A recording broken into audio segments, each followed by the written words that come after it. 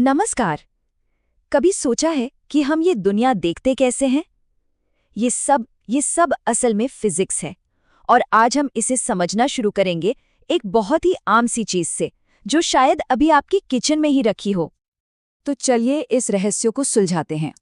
ये तो सबने देखा ही होगा, है ना, कि एक चमकदार चम्मच के अंदर देखें तो चेहरा उल्टा और अजीब सा दिखता है, पर उसके पिछले हिस्से पर सीधा और छोटा। भाई ऐसा होता क्यों है? बस इसी सवाल का जवाब आज हम ढूंढेंगे। ठीक है, तो चलिए इसे जरा गहराई से समझते हैं। देखिए, हम चीजें देख ही इसलिए पाते हैं क्योंकि लाइट की किरणें जो सीधी चलती हैं उन चीजों से टकराकर हमारी आंखों तक पहुंचती हैं। बस यही है सबसे बेसिक सिद्धांत, प्रकाश का परावर्तन, या जिसे हम रिफ्लेक्शन कहते हैं। तो सबसे पहले एक बिल्कुल सीधे समतल शीशे के बारे में सोचते हैं। जब लाइट इससे टकराती है तो वो सीधे वापस बाउंस होती है। इससे जो इमेज बनती है वो हमेशा सीधी होती है और साइज में भी एकदम बराबर। इसे कहते हैं वर्चुअल इमेज। मतलब ऐसा लगता है कि ये शीशे के पीछे बन रही है, जहां लाइट असल में पहुंच ही नहीं रही। तो ये हमारा बेसलाइन केस हो गया। लेकिन जब सतह सीधी न हो बल्कि मुड़ी हुई हो, जैसे हमारे चम्मच की, तब खेल मजेदार हो जाता है। एक चम्मच असल में एक ही चीज में दो अलग अलग तरह के घुमावदार शीशों का एक जबरदस्त उदाहरण है। और यही चम्मच का सारा राज खुलता है। इसकी अंदर की तरफ जो मुड़ी हुई सतह है, जिसे अवतल या कॉनकेव कहते हैं, वो लाइट को एक जगह पर इकट्ठा करती है। और जो बाहर की उभरी हुई सतह है, यानी उत्तल या कॉन्वेक्स, वो लाइट को फैला देती है। तो सोचिए, जब हम चम्मच के अवतल वाले हिस्से में दूर से देखते हैं तो हमारे चेहरे से लाइट की किरणें जाकर उस पर पड़ती हैं और एक जगह फोकस होने से पहले ही एक दूसरे को क्रॉस कर जाती हैं। नतीजा, एक छोटी और उल्टी इमेज। इसे रियल इमेज कहते हैं, क्योंकि लाइट की किरणें सच में उस जगह मिलती हैं जहां इमेज बन रही है। अब देखिए खेल कैसे बदलता है। जैसे जैसे चम्मच चेहरे के पास आता है, वो उल्टी इमेज धीरे धीरे बड़ी होने लगती है। लाइट की किरणें अभी भी एक दूसरे को काट रही हैं, पर अब वो एक बड़े एरिया में फैल रही हैं। और यहाँ होता है असली जादू। जब चम्मच को बहुत ज्यादा करीब ले आते हैं, मतलब एक खास पॉइंट के बाद, तो शीशे से टकराकर लौटती हुई लाइट की किरणें एक दूसरे को काट ही नहीं पाती। वो फैल जाती हैं और हमारी आंखों को लगता है कि वो शीशे के पीछे से आ रही हैं। बस इसी वजह से इमेज अचानक सीधी और बड़ी हो जाती है, बिल्कुल शेविंग या मेकअप मिरर की तरह। लाइट को एक जगह पर फोकस करने की यही खासियत अवतल शीशों को बहुत काम का बनाती है। टॉर्च और गाड़ियों की हेडलाइट्स में पावरफुल बीम बनाने के लिए यही इस्तेमाल होते हैं। यहाँ तक कि सोलर भट्टियों में सूरज की गर्मी को एक जगह इकट्ठा करने के लिए भी। अच्छा, अब चम्मच को पलटते हैं। इसकी जो उभरी हुई यानी उत्तल सतह है, वो लाइट की किरणों को हमेशा बाहर की तरफ फैलाती है, और इसी वजह से जो इमेज दिखती है वो हमेशा सीधी, वर्चुअल और चीज से छोटी होती है, चाहे चम्मच को कितना भी पास रखें या दूर।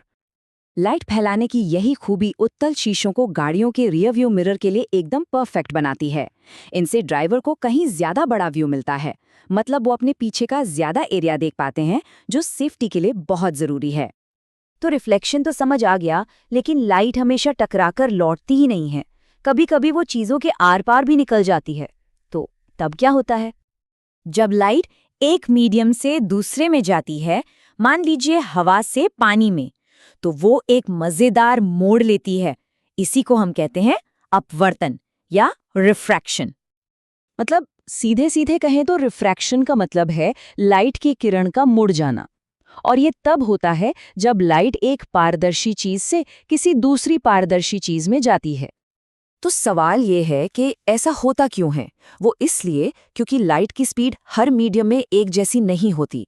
हवा के मुकाबले पानी या कांच जैसे घने मीडियम में वो धीमी हो जाती है, और स्पीड में आया यही बदलाव लाइट को अपनी दिशा बदलने पर मजबूर कर देता है। मतलब वो मुड़ जाती है। और ये सिर्फ कोई किताबी बात नहीं है, हम इसे रोज देखते हैं।